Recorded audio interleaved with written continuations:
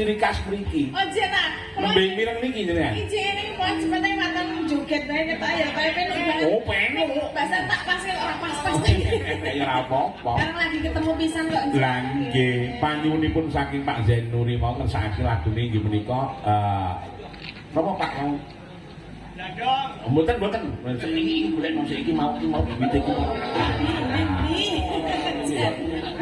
Mau tekan. Lah niku kembang rawe. Lah, iki mripate lho. iya kok kembang rawe. Kembang rawe sing loro mudhun. Ya. Kembang rawe. Mau ciro Yo tulung Mbak Rini. Ya ngajeng njajari panjenengane Mbak Fatin. Ya. Kok metokne ngopo? Ning aku njaluk Mas. Aku kangen karo adikku lanang kae Sigit kae. Yen gendang genti ben Sigit. Ya. Ngene iki ora balung, ora. Heeh, Mas Tekan sapa? Mas Megan. Mas Megan balung. Sebab ngene. Dek Sigit itu kan asli dari Wonogiri. Nek kena ngopo kok iso gagrak cara kene gek rasane kecekol. Dasaripun piyayine nggih luar biasa. Oh iya. Nggih. Ayo menika teng mriki pun dados duwijanipun para kadang-kadang pengrawit. Mas Sigit gentinan. Ya, nggih. Piye to aku wis nggih Mas Konyol ana mulai jeneng. Mas Toyo tesih. Oh iya makasih. Saya sugeng. Maksudnya iki nang kene. Lah piyayine ora kecetol ngendika kok ya tesih sugeng kok ya. Jeneng iki tegese nenggani. Lah yo sing nenggani lah cetha to mau jenengan yo ngoten kok iso. Ya iki. Nginjing Mbak Rini. Sugeng enjing Mbak Tantu. Sampeyan pun kulino kula jateng daerah mriki ya nggih. Sampun dangu. Dadi wis ora pangling meneh karo kahanan ngene iki.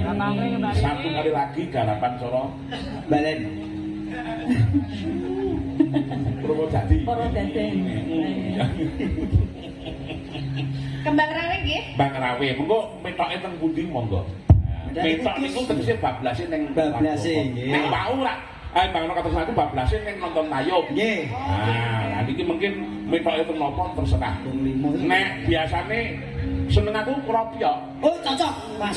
Tok Mas, wong pembeduke yo gawan iki. Ha iya. Kropiok engko anu nduk ndi. Jane enten mulai niku cakrak mriki sing prudadinan enten mulai. Apa?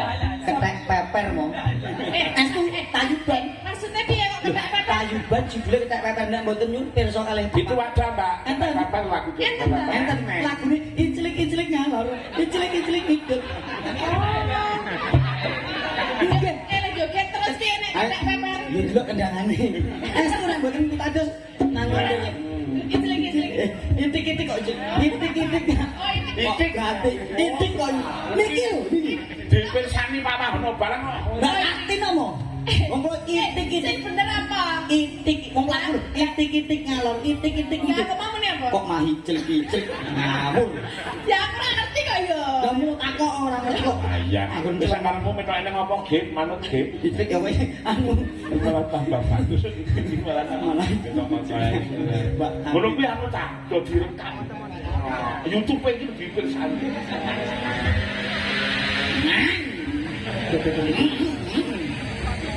Hati-hati Mas. Dungane apik bae. Nggih kok. Monggo dadas ya.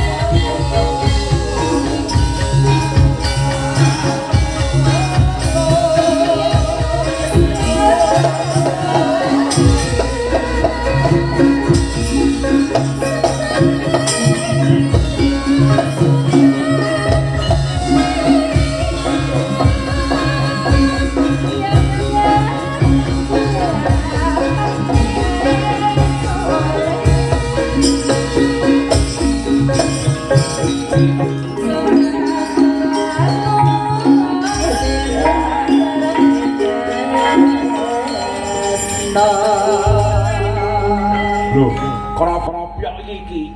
Oh, dikira aku goblok apa piye? Lho, iki kropiok iki. Lho jenengan ngertos? Ngerti. Iya tenan. Ora ejang-ejang wong tuwek. Lah, Piye, Kak? Mas kula salut lho jenengan atase piyai Klaten yo paham tembang-tembang. Mergo aku kulino mayang ning daerah kene. Oh. Diiringi karo kanca-kanca ya, kuwi mau saka Mas Edi Sakonco. Nggih. Terus Pak D, wis pokoke rikala ngripta laras. Nggih. Oh.